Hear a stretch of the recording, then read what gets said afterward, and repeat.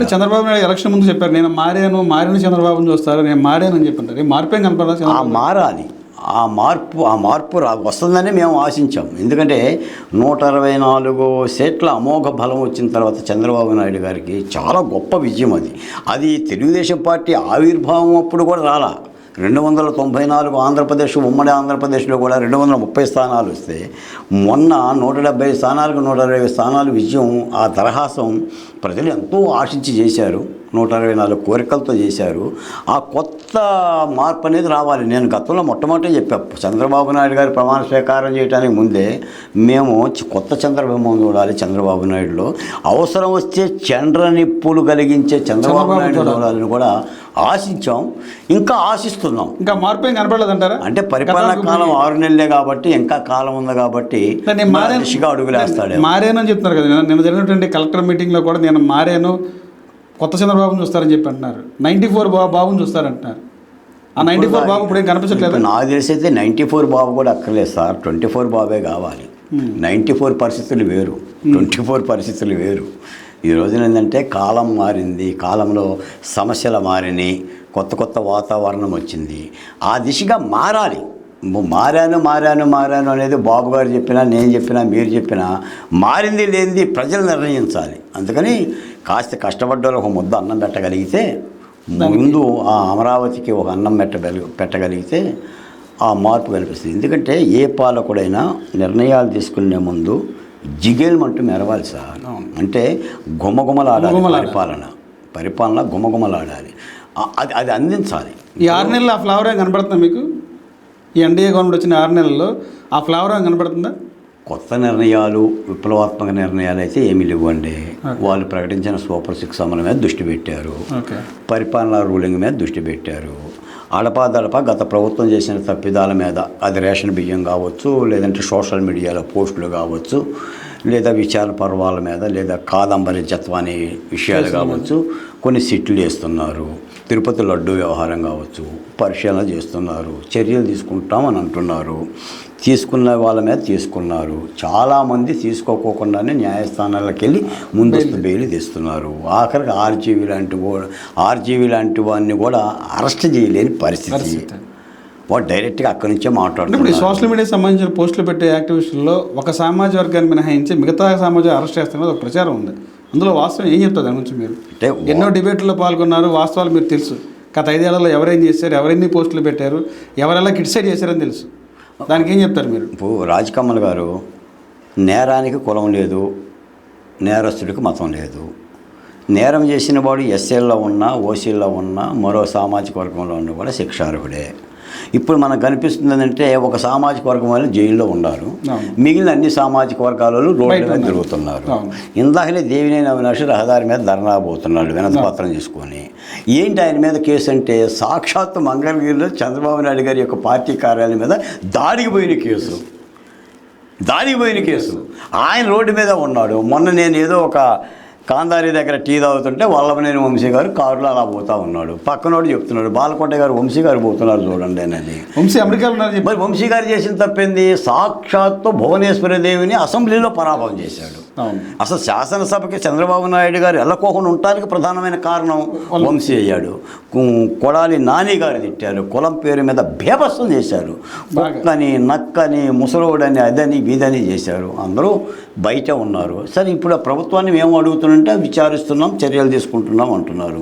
వాళ్ళు డబ్బులు ఉన్నాయి కాబట్టి హైకోర్టులో ఎమర్జెన్సీ మోషన్ ఇస్తున్నారు, సుప్రీంకోర్టులో అర్జెంట్ మోషన్ ఇస్తున్నారు, బెయిల్ తెచ్చుకుంటున్నారు. ఆర్జీవీ లాంటి కూడా రేపు అరెస్టు, మరికొద్దిసేపు అరెస్టు, చివరికి ఆర్జీవీ కూడా బెయిల్ వచ్చేసింది, వచ్చినాయి. మరి ఇవన్నీ ప్రశ్నలు అవుతాయి, కోర్టును సమీక్షించుకోవాలి. ఇప్పుడు చట్టం కూడా అందరికీ పనిచేయాలి కదా. ఇప్పుడు నా దగ్గర ఏమో నిటారుగా చట్టం నిలబడి నీ దగ్గరకు వచ్చారని వంకర టెంకరగా నిలబడితే, నీ దగ్గర డబ్బులు ఉండయని, నీ దగ్గర సామాజిక బలం ఉందని రేపు పొద్దున ప్రజల్లో అదే చర్చ అవుతుంది. నేను అడిగినా అడగకపోయినా, ప్రశ్నించకపోయినా ప్రజల్లో అది చర్చ అవుతుంది. వీటన్నిటి కూడా సమీక్షించుకోవాలి. అందుకని నేరాన్ని నేరంగానే చూడాలి. ఎవరి మీద చర్యలు తీసుకోగలిగితే వాళ్ళ మీద. ఇంకో మాట ఏంటంటే, కమల్ గారు, నేను మాట చెప్తాను, నేను కూడా మిమ్మల్ని అడుగుతున్నాను సార్. ఋషికొండకి 480 కోట్ల రూపాయలు ఖర్చు పెట్టారు. రాళ్ళ మీద బొమ్మలకి 700 కోట్ల రూపాయలు, సాక్షి పేపర్కి 400 కోట్ల రూపాయలు అడ్వర్టైజ్మెంట్లు, వాలంటీర్ల ద్వారా 200 కోట్ల రూపాయలతో సాక్షిని ఉచితంగా అందజేశారు.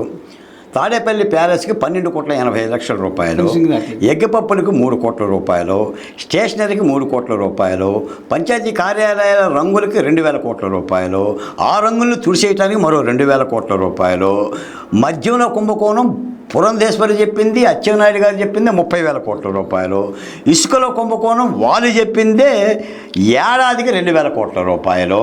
ప్రజాధనం అంతా చర్యలు ఉండవా సార్? మరి చర్యలు ఏవి మరి? చర్యలు ఉండవా? చర్యలు ఉండాలి కదా. ఉండాలా? మరి కనిపించడం లేదు. ఎన్ని వేల కోట్లు ప్రజాధనం అంతా వృధా. మరి కనిపించడం లేదు కదా. ఇప్పుడు ఆడుదాం ఆంధ్ర అని చెప్పేసి రోజా గారు 100 కోట్ల రూపాయలు తీసుకున్నారు. బ్యాట్ ఖరీదేమో 1,400 రూపాయలు, బాల్ ఖరీదేమో 400 రూపాయలు. అంత స్వచ్ఛమైన పరిపాలనేనా? ఇప్పుడు ఈరోజు మీరు రేషన్ బియ్యం చూడండి. ఇంకో మాట కూడా చెప్తున్నా. ఇప్పుడు గంగవరం ఎయిర్పోర్టు దగ్గర నుంచి 23 లక్షల టన్నులు, విశాఖపట్నం ఎయిర్పోర్టు దగ్గర నుంచి 29 లక్షల టన్నులు, గన్నవరం పోర్ట్ ఎయిర్పోర్ట్ మామూలు పోర్టు, విశాఖపట్నం పోర్టు నుంచి, తర్వాత కృష్ణదేవపట్నం దగ్గర నుంచి 34 లక్షల టన్నులు, కాకినాడ పోర్టు దగ్గర నుంచి 1,31,00,000 టన్నుల బియ్యం ఎగుమతి అయ్యి 48,000 కోట్ల రూపాయలు పేదోడు తింటున్న బియ్యాన్ని అక్రమార్కులుగా షిప్పుల్లో దక్షిణాఫ్రికాకి 150 రూపాయల చొప్పున అమ్ముకున్నారు. ఇది ఎవరు చెప్పారు? కమల్ చెప్పలా, బాలకోట చెప్పలా, సాక్షాత్తు డిప్యూటీ సీఎం చెప్పాడు, నాదెండ్ల మనోహర్ మంత్రి గారు చెప్పారు.